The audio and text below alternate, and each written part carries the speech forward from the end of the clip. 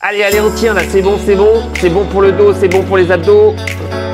Quoique, je suis pas sûr d'être très bien placé là. Qu'est-ce que t'en penses? Le gainage, vous savez tous que c'est indispensable, on en a tous entendu parler, voire même vous le pratiquez. Néanmoins, dans quelles circonstances cela est envisageable? Qu'est-ce qu'il faut savoir sur le gainage en termes de placement, en termes de respiration, en termes de contexte? Voyons ça tout de suite, c'est parti. Le gainage est absolument nécessaire dans vos pratiques quotidiennes. J'ai bien dit dans vos pratiques, c'est-à-dire qu'il est à inclure dans le quotidien en plus de l'activité physique parce qu'il a de multiples bienfaits. Néanmoins, il est conditionné par l'attitude que vous allez adopter. Donc il y a plusieurs petites choses à savoir qui permettent d'optimiser sa fonction et de bien comprendre comment l'utiliser pour qu'il soit le plus bénéfique possible.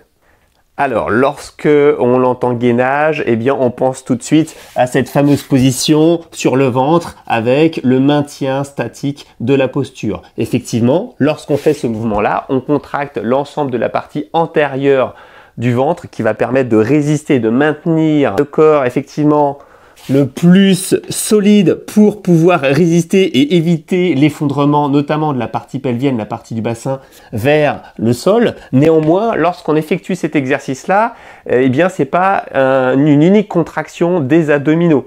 Cela va entraîner notamment une contraction puissante des fléchisseurs de hanche. Les fléchisseurs de hanche, ce sont ces muscles qui viennent tirer le genou et fermer le genou sur la poitrine. Lorsqu'on effectue un relevé de genou, voire même également un relevé de buste dans les exercices dits de crunch, ce mouvement-là, les fléchisseurs de hanche, les muscles profonds sur la partie antérieure, sur la partie avant de la colonne vertébrale, ces muscles qui viennent s'insérer sur le fémur, sont très fortement sollicités, très fortement contractés, en plus effectivement sur une partie mineure, de la gaine abdominale. Or, lorsqu'on effectue du gainage, ce qu'on souhaite, c'est solliciter cette gaine. Le gainage vient de gaine, c'est-à-dire l'ensemble du cylindre abdominal qui permet de faire le lien entre la partie thoracique, la partie haute, et puis les jambes. Et l'intérêt du gainage, justement, réside ici. C'est-à-dire que le gainage va solliciter l'ensemble circulaire de l'abdomen, à savoir la tablette de chocolat, pourquoi pas, mais c'est pas ce qui nous intéresse en premier.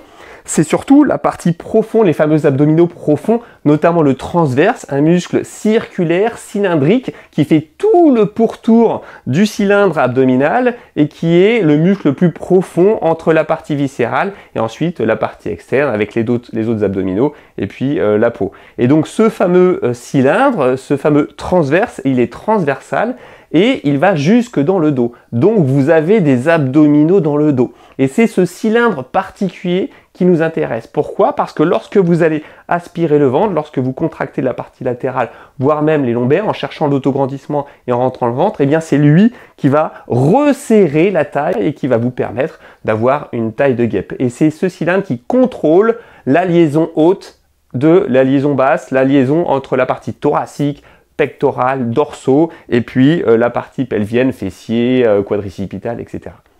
Donc, lorsque vous faites vos mouvements, ce qui est très intéressant, c'est de multiplier les occasions de solliciter ce cylindre afin de faire le tour de celui-ci et donc de solliciter l'ensemble de la gaine.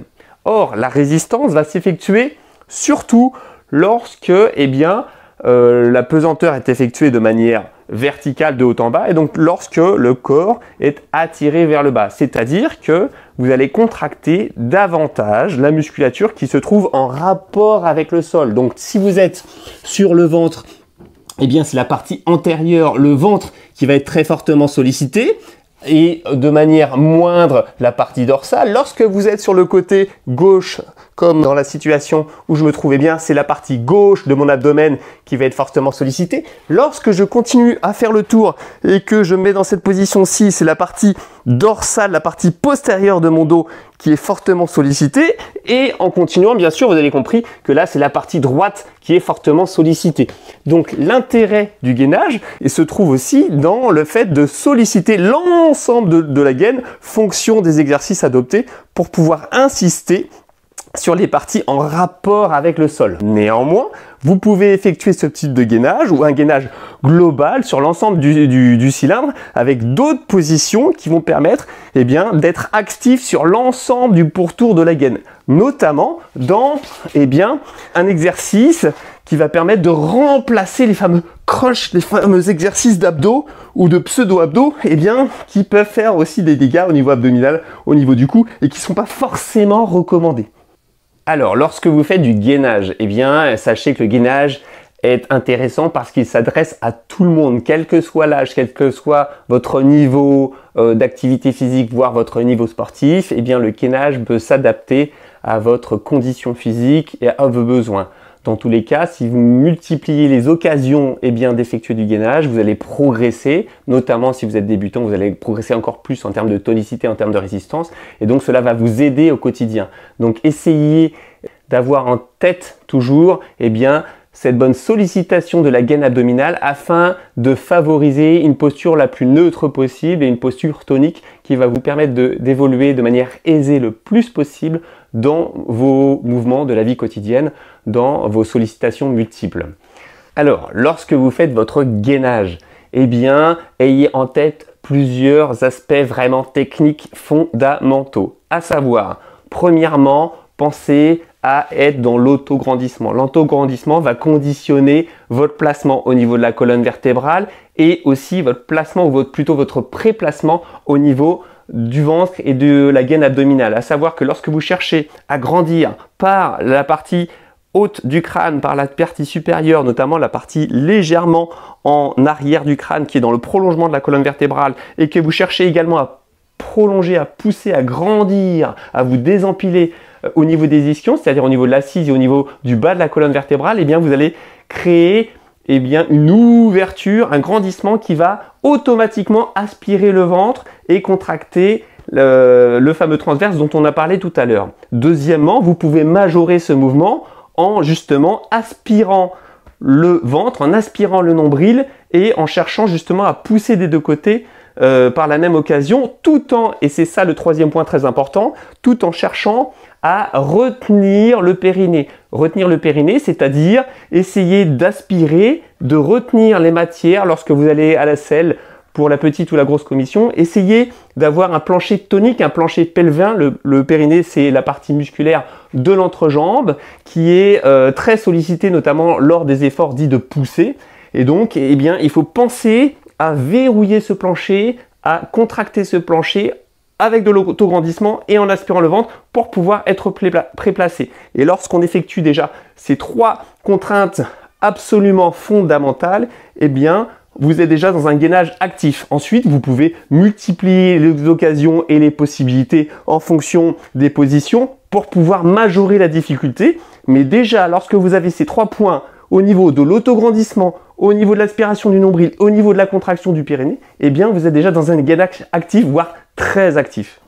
Ensuite, vous pouvez jouer aussi sur la notion de mouvement, à savoir que le gainage souvent est sous-entendu isométrique, c'est-à-dire une position statique qui est maintenue. Pour autant, vous pouvez également effectuer un gainage actif avec des mouvements inclus, par exemple, dans l'exercice effectué. L'intérêt de multiplier les occasions de bouger et de jouer sur cette variété, c'est une sollicitation qui va être différenciée au niveau des muscles et donc qui va créer un stress différent, évolutif, pour pouvoir recruter un maximum de fibres musculaires et donc de permettre l'adaptation.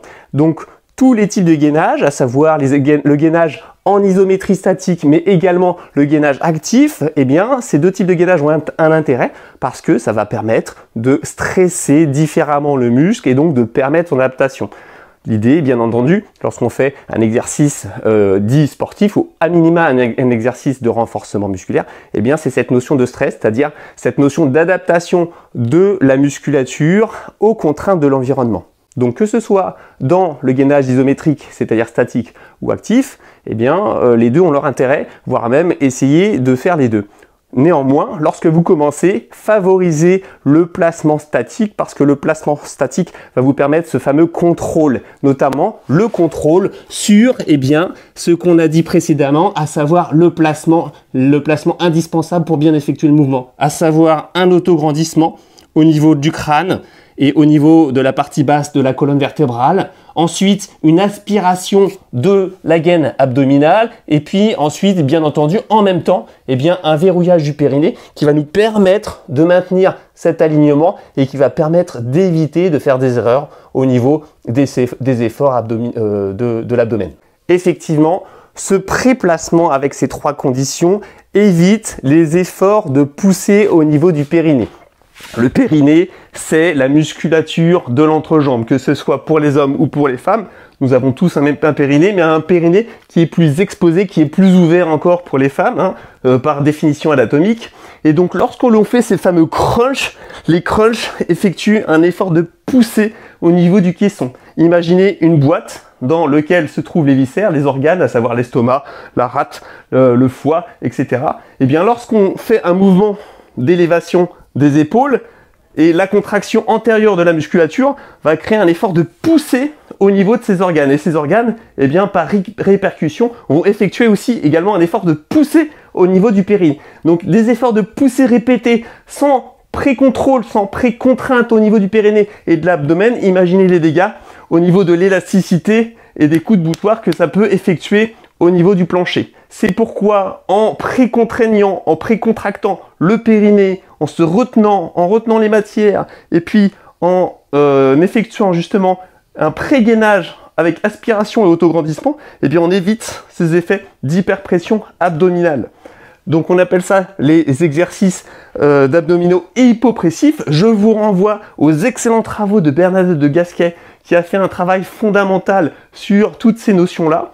C'est une dame qui était expert en yoga et qui l'est toujours d'ailleurs, et qui ensuite s'est formée à la médecine et qui est devenue médecin, et donc qui est une référence mondiale dans justement le travail de l'abdomen et du périnée. Enfin, lorsque vous faites ces exercices de crunch, ça tire sur les muscles du cou, ça peut tirer un petit peu également sur les fléchisseurs de hanches. Donc si on veut pas cibler les fléchisseurs de hanches, c'est pas forcément préconisé. Et puis ensuite, au niveau abdominal toujours, ça crée des hyperpressions qui vont congestionner l'abdomen, notamment créer ce qu'on appelle des stases veineuses, c'est-à-dire que ça va congestionner de telle manière que le sang va se concentrer au niveau de la partie abdominale et notamment au niveau de la partie gynécologique, et donc ça peut engendrer des troubles de la circulation à moyen terme, notamment pour les femmes qui font beaucoup d'abdominaux et qui font beaucoup de fitness, avec des crunchs associés notamment dans leur pratique. Donc attention, multipliez les occasions de faire un exercice global qui va permettre de drainer les masses sanguines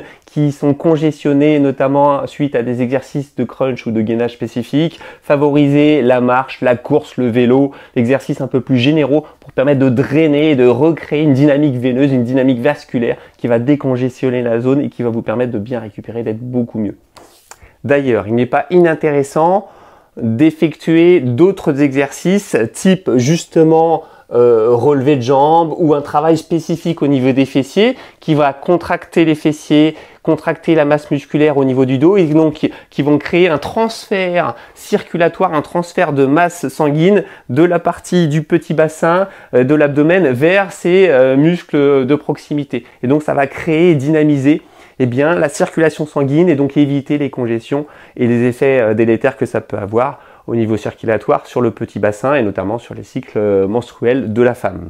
Donc attention à cet petit indice qui est peut-être judicieux, essayez d'être dans cette variété, dans la complémentarité des pratiques. D'ailleurs, il faut savoir que les abdominaux, les fameux abdominaux, ils ne sont pas spécifiquement à travailler de manière systématique, parce que les mouvements dits polyarticulaires sont très intéressants et sollicitent et recrutent également eh bien, la gaine abdominale et donc indirectement font travailler énormément les abdominaux. Exemple, lorsque vous faites un squat, eh bien, le squat et le redressé va énormément solliciter la partie arrière, le dos, les fessiers, mais également eh bien, la partie avant. Et donc, lorsque vous faites des exercices de ce type-là, vous faites également des abdominaux, vous faites du gainage. Donc lorsque vous effectuez eh bien, des mouvements dits polyarticulaires, voire même des mouvements globaux, pour peu que vous pensiez à bien vous placer au niveau de l'autograndissement, au niveau de la contraction du périnée, au niveau eh bien, de l'aspiration du ventre avec de le nombril, eh bien vous faites du gainage. Donc c'est pourquoi je rebondis pour vous dire que si vous avez conscience eh bien, de ce préplacement, de cette posture, eh bien vous pouvez faire attention dans vos mouvements quotidiens et favoriser eh bien, un gainage indirect, un gainage presque actif eh bien, lorsque vous êtes dans vos tâches ménagères par exemple. Pensez à vous préplacer, c'est fondamental. Alors, un exemple de gainage avec 3 difficultés. Une difficulté plutôt facile, pensez à surélever par exemple dans ce gainage isométrique qui est classique, surélever l'appui des mains. Lorsque vous avez un appui des mains surélevé, eh bien forcément il y a moins de poids sur la partie avant, donc c'est beaucoup plus facile de résister. Donc disons un niveau 1, niveau facile. Ensuite, vous pouvez effectuer un niveau 2 avec les bras tendus et puis ensuite un niveau 3 avec un placement plus bas qui va conditionner une contraction beaucoup plus importante de la gaine abdominale. Dans tous les cas, toujours la même chose, autograndissement par le haut du crâne, par la partie du coccyx pour essayer de penser à cet allongement. Ensuite, on précontracte les abdos en aspirant le nombril tout en ayant aussi précontracté et verrouillé le périnée. Et ensuite, eh bien, vous pouvez par exemple effectuer 4 rotations d'exercice avec 20 secondes de maintien sur la partie antérieure, sur la partie latérale gauche pour ma part. Ensuite, lorsque vous avez fait vos 20 secondes, vous passez sur la partie dorsale.